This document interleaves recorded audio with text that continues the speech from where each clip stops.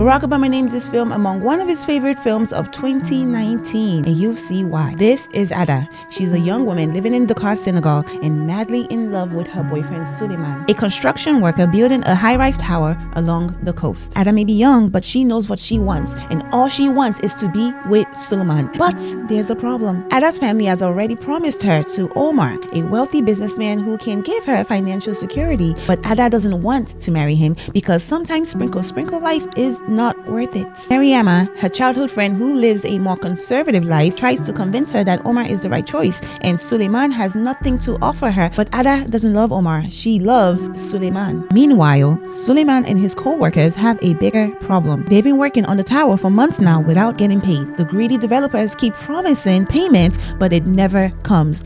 These young men are trapped. No money, no future, no way out. So one night when Ada goes to meet Suleiman, she finds out that he and his crew made a desperate decision. They left Senegal by boat, hoping to reach Spain for a better life. They don't tell anyone. They don't even say goodbye. They just disappear into the Atlantic Ocean. Days pass, no one hears from the men, and the boat never arrives in Spain. Ada is devastated. She can't sleep, she can barely eat, and she completely isolates herself. When Omar returns to town in preparation for their wedding, he lavishes her with gifts, but Ada's mind is lost at sea. On the wedding night, both families celebrates the union, and Ada sadly accepts her fate. As her new friends, the girlfriends and wives of the other missing men, congratulate her on marrying up, Ada, on the other hand, is filled with nothing but regrets.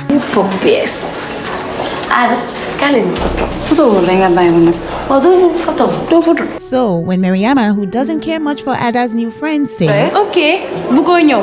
Gis na Suleiman."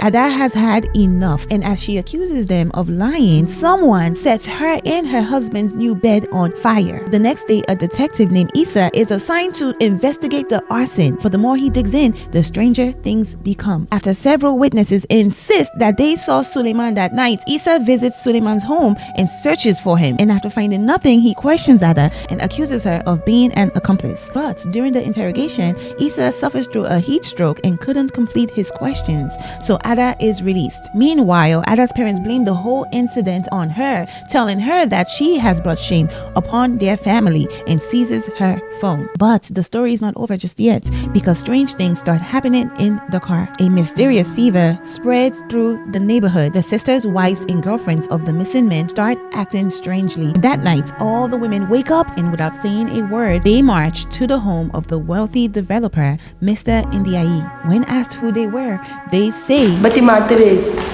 chantier de la tour. Lañ la ñëw rek pour yëgal la. Dineen dellu ci 32 millions sunu ñàkk la. The next morning, the women wake up with no memory of the night before. Meanwhile, in the midst of all this chaos, Ada's in-laws care only about one thing: her virginity, demanding she takes a virginity test. And after the doctor tells her mother the positive news that she is in fact still a virgin, and Ada finally gets her phone back. I wonder if Omar is also going to take a test.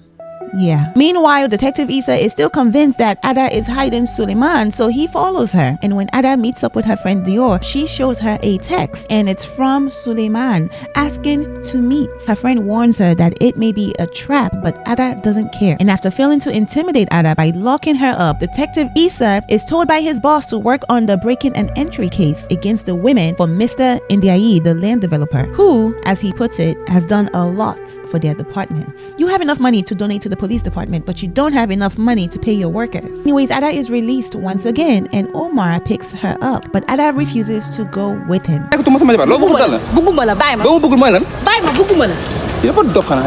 She sells her new phone and buys a cheaper one and pockets the rest of the money, hoping to meet up with Suleiman that night. When nighttime comes, the developer is visited once again. Lay xaar 3 heures du matin ci armeri.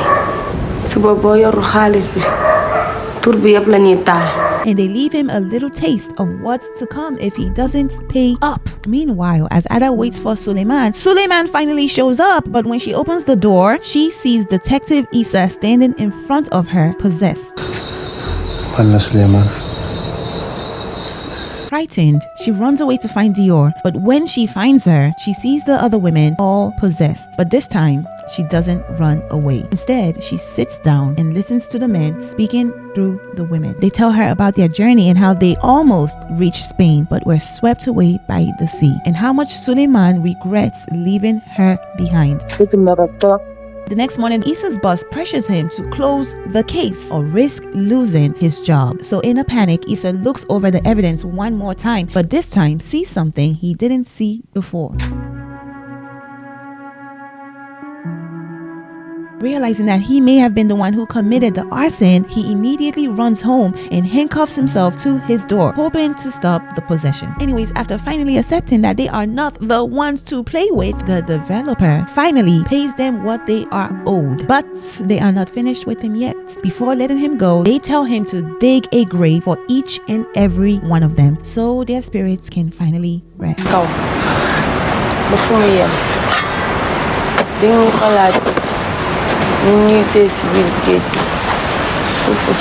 As for Suleiman, he has unfinished business. After breaking free from the cuffs, Suleiman shows up in Issa's body to spend one more night with Ada before he has to let go. In the end, Issa wakes up the next morning and returns to work, turns in the evidence, and walks away from the investigation. The workers get their wages, or at least their families do. The possessed women return to themselves, and as for Ada, she is no longer property to be traded between men. The ocean took her love, but it also freed her from a future she never wanted.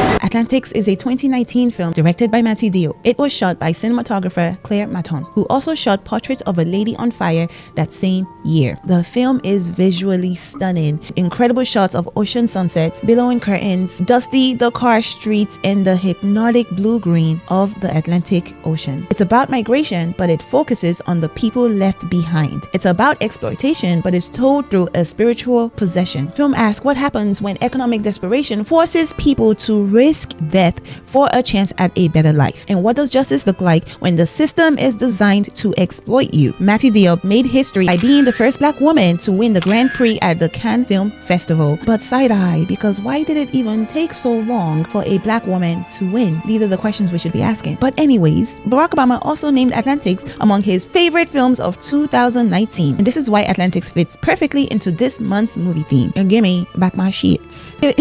Featuring films of women getting back what was stolen from them. For in this film, the women became the vessel through which justice was finally served. Thank you guys so much for watching. My name is Abby, and this is Vixen Cinema, where I feature movies with complex female characters. New episodes drop every Friday, so please hit like and follow for more. Bye.